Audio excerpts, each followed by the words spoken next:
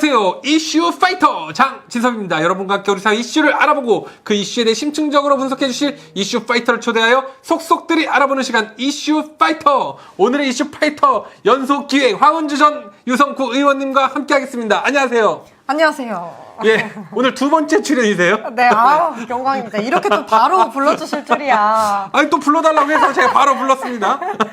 이렇게 시간 많으신지도 몰랐어요. 자, 오늘 우리 구독자 여러분들께 또 두 번째로 인사드리는데, 인사 말씀 한번 해주시죠. 네, 여러분 새해 복 2배로 많이 받으세요. 끝! 이제 끝! 어떻게 그 정치에 입문하게 됐는지 한번 그런 것도 말씀을 좀 해주세요. 대박. 저는 그 비영리 단체 활동을 했었는데요. 출마하기 전에. 그래서 제가 대학교 4학년 때 세월호 사건이 있었어요. 그래서 그때 2014년도. 네, 그래서 안 그래도 이제 그때 진로에 대한 고민이 한참 많을 때잖아요. 예. 고민을 하는데 그 세월호 사건을 겪으면서 그래도 아직 내가 젊으니까 뭔가 사회를 위한 좀 활동을 좀 하자. 네. 지금 이렇게 잘못되어 있는 사회에서 내가 뭔가 자리를 차지한다고 한들 그게 진짜 의미가 있는 걸까? 좀 이런 고민을 좀 하게 됐어요. 그래서 그때 이제 뭐 지역에서 청년들하고 같이 그때 이제 커뮤니티 활동 정도였었죠. 그렇죠. 네, 커뮤니티 활동을 하면서 이제 뭐 청년 보고서도 만들고 뭐 청년 컨퍼런스도 하고 뭐 이러면서 청년 이슈를 이제 처음으로 이제 모아서 그때 이제 또 바로 지방선거가 있었거든요. 그랬죠. 그래서 이제 지방선거 후보자들한테 이제 청년들을 위한 정책 좀 해달라 뭐 이런 활동을 이제 사부작 시작한 게 이제 여기까지 오게 된 것 같습니다. 그래서 이제 2018년도에 유성구 의원으로 당당하게 네. 또 지역구로 또 됐었죠. 네. 예. 그리고 2012년도에는 뭐 또 시 비례대표를 멋지게 그렇죠. 네, 아쉽게 도전을 했었습니다만. 네. 시원하게 떨어졌고, 네. 지금도 뭐 우리 더불어민주당 대전시당 또 대변인이 되셔서 열심히 활동을 하고 계시니까요. 네.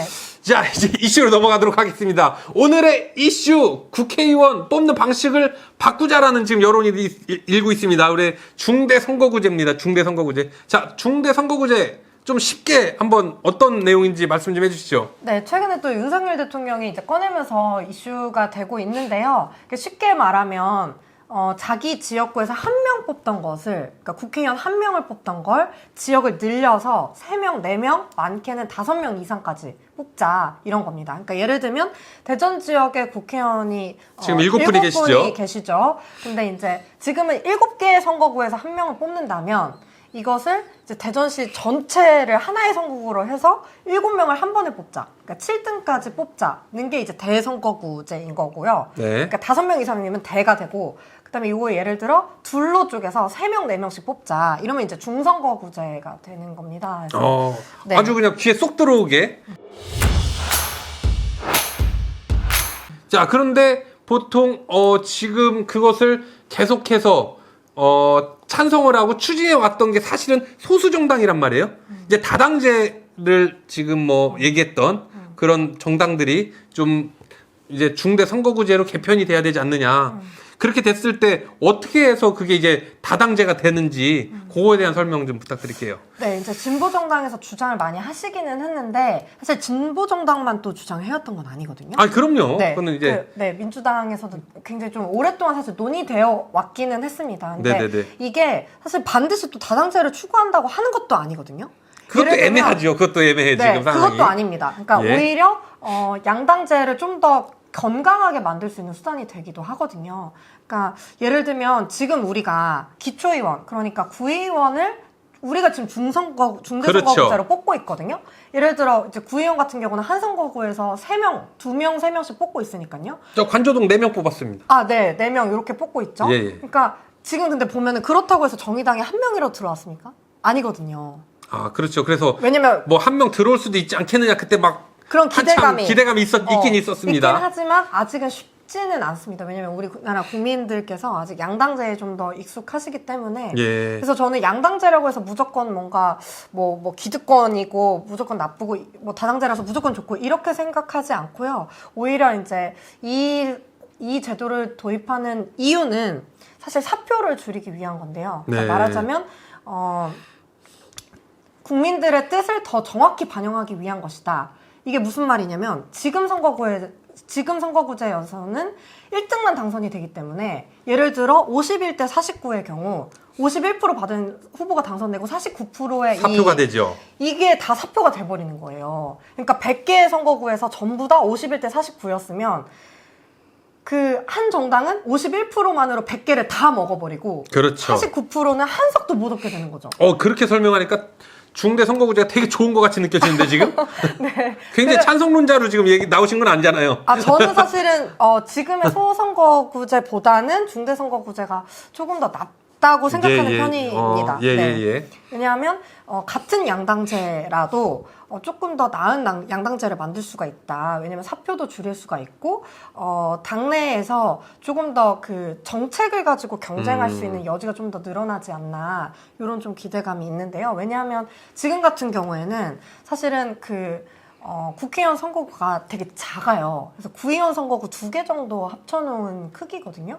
그러다 보니까 국회의원님들이 어쩔 수 없이 이제 그 재선을 위해서는 지역구를 열심히 다닐 수밖에 없어요. 그렇죠, 그렇죠. 지역구 행사도 다녀야 되고 지역을 위한 예산도 뭐 따와야 중앙 되고. 정치나 뭐 중앙 정책에보다는 지역 중심으로 활동을 많이 해야 된다. 네, 그럴 수밖에 없는 구조가 있는 거죠. 좀 이거에 대해서 아주 극단적으로 반대하는 또 세력이 있단 말이죠. 또 물론 우리 민주당 내에서도 상당히 반대를 하고 있는 분들이 계세요. 네. 그거에 대한 내용도 좀 설명 좀 해주시죠. 네, 이제 그 중대선거구제 단점이라고 한다면은 일단은 선거구가 넓어지기 때문에 선거 비용이 조금 더 많이 들 수가 있고요. 그리고 아무래도 이제 그 선거구가 작을 때는 우리 동네 사람이라는 게 이제 바로바로 확인이 되는데 그쵸. 넓어지니까 이게 인지도 중심으로 갈 수가 있다는 겁니다. 그러니까 실제 사람을 잘 모르고 찍을 수 있다는 거죠. 그러니까 당을 보고 지금도 구의원 선거 때 보면은 이제 후보가 복수로 나와요. 그러니까 민주당에서도 후보를 2명, 3명씩 내고 저쪽에서도 2명, 3명씩 내고 후보가 많기 때문에 이 후보 난립의 문제가 있고 이 후보 한 명 한 명을 다 알기 어렵다는 거예요. 그러니까 유명한 후보를 찍게 될 가능성이 있는 거죠. 실제 그 사람의 어떤 그 뭐 정책 자질이라든지 뭐 이런 것보다는 인지도 순으로 나올 수가 있다.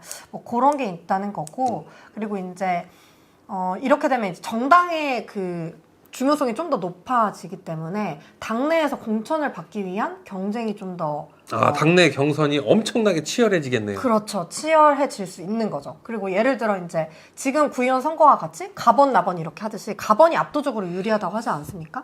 그런 것처럼 뭔가 그 앞순위 기호를 받기 위한 또 당내 경쟁이 좀 격화가 될 수도 있다. 근데 그런 면에서 또 이제 그 선명한 어떤 그 정책을 가지고 경쟁을 할 수 있는 여지도 또 열려 있다. 그렇다고 생각합니다. 그래서 사실은 완벽한 제도는 없습니다. 어떤 제도도 다 단점이 있는데 그럼에도 불구하고 저는 뭐라도 한번 좀 바꿔보자. 지금보다는 낫다. 네. 지금의 소선거구제는 소선거구제가 무조건 나쁜 게 아니거든요. 소선거구제의 장점이 있습니다.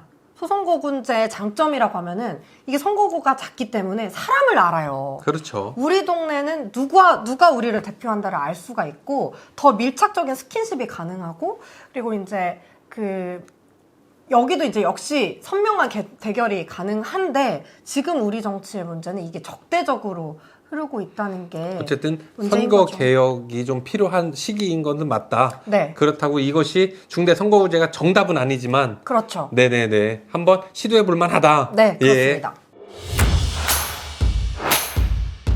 그 중대 선거구제 좀 어떻게 될지 어느 게 좋을지 사실 실질적으로 해보지 않으면 모르는 거예요. 그렇죠. 지난번에도 저희가 또 뭐였죠? 위성정당이 만들어져서 상당히 우리 총선에 논란이 있고 많이 복잡했었던 기억이 있다 보니까 자 이번에 어쨌든 중대 선거구제를 꺼내놓은 정부 도대체 어떤 꼼수가 있을지도 모르겠고 또 그 안이 정말 우리 국민들에게 우리 시민들에게 실제 우리가 살아가는데 얼마나 도움이 될지는 모르겠습니다만 어쨌든 지금 중대 선거구제가 많은 이슈가 되고 있는 건 사실입니다. 네, 저는 국민들께서 사실은 지금 정치 그 자체에 대한 불만이 굉장히 높아진 상황이라고 생각하거든요. 예. 왜냐면 오늘 이재명 대표도 검찰 소환 되셨지만 예. 이게 서로를 죽이기를 위한 싸움을 계속하고 있는 거예요.